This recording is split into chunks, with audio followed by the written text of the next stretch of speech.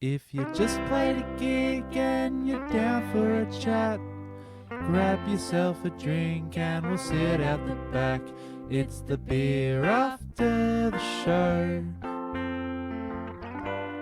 with Angus Devereaux.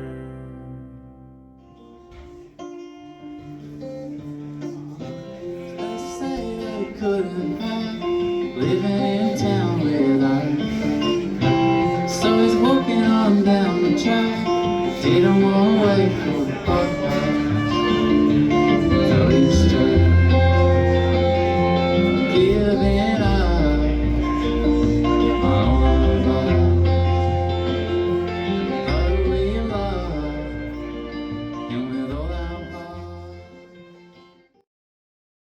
heart. Hello, we're here at the Tramway Hotel here in Fitzroy North. I have Hopkins. He's a great singer-songwriter from Melbourne. It's good to see you here, Sol. You've played here a few times. Yeah. What do you like about this venue that keeps bringing you back? Is it your favourite venue? Yeah, I like it a lot.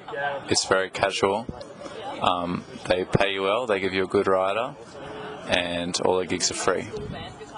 Very good. Now, I've got to ask, have you ever been interviewed before? Yes. Who were you interviewed by? This old guy called Murray, this Kiwi guy, he just randomly came to one of my gigs. Never seen him in my life.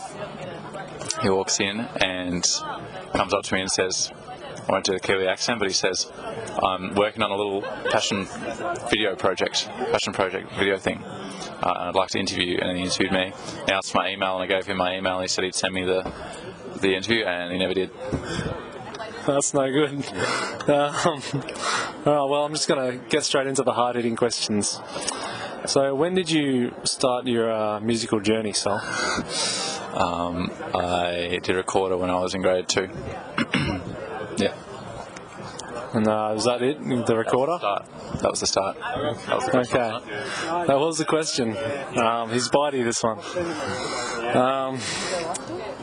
Well, I really enjoy your songs. I've got to ask, what's your philosophy or ethos of writing?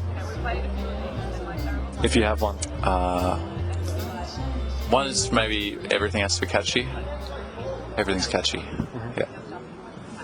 That's it. That's catchy. That's the main, yeah. That's it. That's all I can think of right now. Yeah, that's fair. That's fair.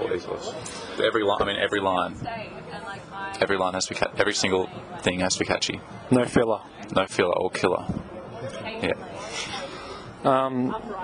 In terms of your creative process, how do you go about writing a song? Do you start with the lyrics or the music, or is there any specific way, a formula? Almost always the chords, and then I'll work out a melody that goes with the chords, and then the lyrics usually come last. But sometimes I've got a few lines floating around that just, like I'll get a line and then it'll float around for a bit and eventually land on a song. Mm-hmm. Yeah. It's very interesting.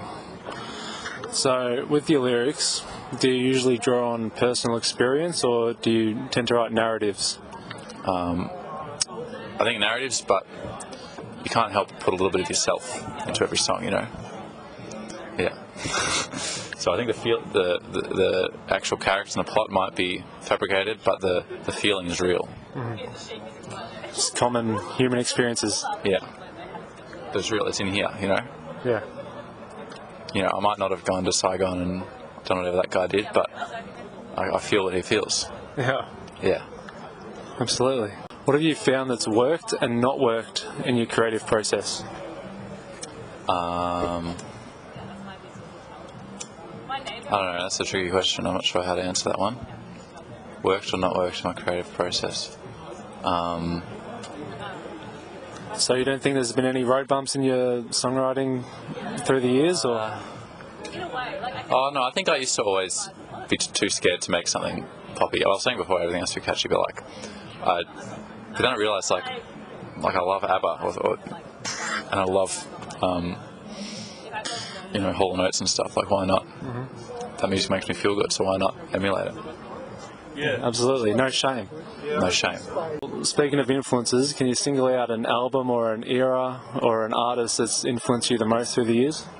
I mean, if we can just say an era, then probably late 60s, early 70s Californian music. That's probably as specific as I can get. You want to throw some artists out there? Some artists out there. Just all the big studio productions, the Glenn Campbells, the Mamas and the Papas, the Linda Ronstads, the Fifth Dimension. I don't know if that was recorded in LA, but you know, the Backrax. I don't know if that was recorded, but some of it in England probably. I don't know. I don't even know if that's true. The Jimmy Webbs, you know. Yeah, absolutely. He's great. Here's a fun one. If you could collaborate with any artist, dead or alive, who would that be? DOA.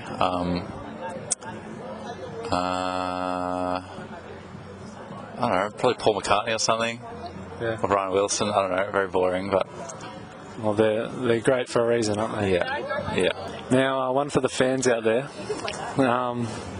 In terms of music that you listen to, is there any type of music that you listen to that might catch your listeners by surprise? Any guilty pleasures? I mean, I listen to all types of cheesy pop music.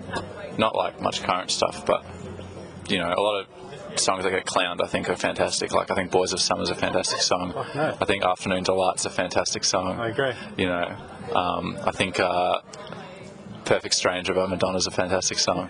You know, but I don't know, in terms of genres, like I was really into like post-hardcore and kind of black gaze, I guess, like kind of shoegazy black metal for a while, but I think I outgrew it.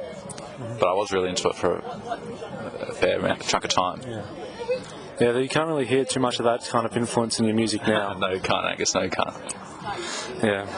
So, in terms of the future, do you have any direction you want your music career to go to?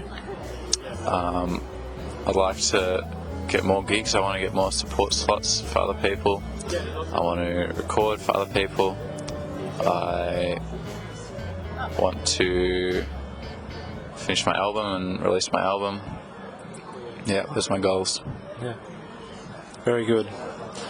Yeah, you've produced all of your own music. Do you have any plans on producing for other people, or is that not in your line of sight? Yeah, it's in my line of sight, but I just am very honest with what my faculties are. So, like, I record everything in my bedroom, and if someone's paying you money to produce their song, it's a bit, they might feel a bit shortchanged if they walk in and the vocal booth's a wardrobe, you know. But I'm doing a little bit. I'm experimenting, you know, with a singer called Chelsea Elder. You might have heard of her. Yeah, I've heard of it. Yeah. Might have even played in a band once or twice. Yeah. I'm recording a song for her, so we'll see how that turns out. Very good. Is there anything else you'd like to add to the people of the world?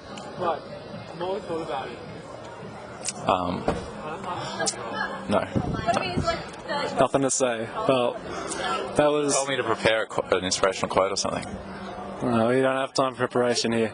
That was Sol Hopkins of the Sol Hopkins Experience. Is that your band name? No, but maybe it should be. Maybe it should be. Do you have a plan for the band name? Yeah, no, I've got a list. Everyone's got a list. You know, girls have baby name lists, guys have band name lists. You know how it is. I had it since I was 12. So you know, if I ever had to come down to that, I'd probably come up with one. Yeah. Well, thank you very much, Sol. Sol Hopkins, everybody. That was the marvellous singer-songwriter from Melbourne. Thank you very much. See you later. Thanks, Sol, for the interview. Well, am I a Caucasian woman?